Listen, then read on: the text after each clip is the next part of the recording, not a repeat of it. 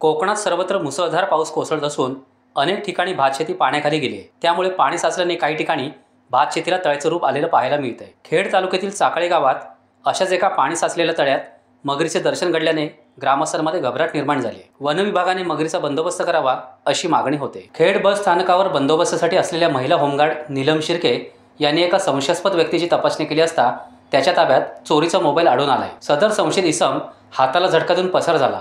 सुदैवाने मोबाईल मालकाचाही पत्ता समजल्याने खात्री पटवून मोबाईल त्याला परत करण्यात आला। आपली कामगिरी चोखपणे बजावल्याबद्दल होमगार्ड नीलम शिर्के यांचे सर्वत्र कौतुक होत आहे। दापोली तालुक्यातील मौजे दापोली गावातील मनोज आणि वैभव बुरटे यांच्या शेतात मगरीचं पिल्लू आढळून आले। याबाबतची माहिती शेतकरी बुरटे यांनी वन विभागाला दिल्यानंतर वन कर्मचाऱ्यांनी येऊन मगरीच्या पिल्लाला नैसर्गिक अधिवासात सोडलं। कोकण रेल्वे मार्गावरील वाहतूक ठप्प पडल्याने रोहे रेल्वे स्थानकात मंगलोर एक्सप्रेस थांबवून ठेवण्यात आली होती। अनेक तासांपासून गाडी थांबली असल्याने प्रवाशांची गैरसोय होऊ नये म्हणून सामाजिक कार्यकर्ते बिलाल मोरबेकर, उस्मान कागदी, बिलाल मुसा, आजिज महाडकर, मारूफ मोरबेकर, साहिल दांडेकर यांनी प्रवाशांना खाद्यपदार्थांचे वाटप केले। टाइम्स डिजिटलला लाईक करा, सबस्क्राईब करा, शेअर करा आणि बेल आयकॉन दाबायला विसरू नका। पाहत रहा टाइम्स डिजिटल।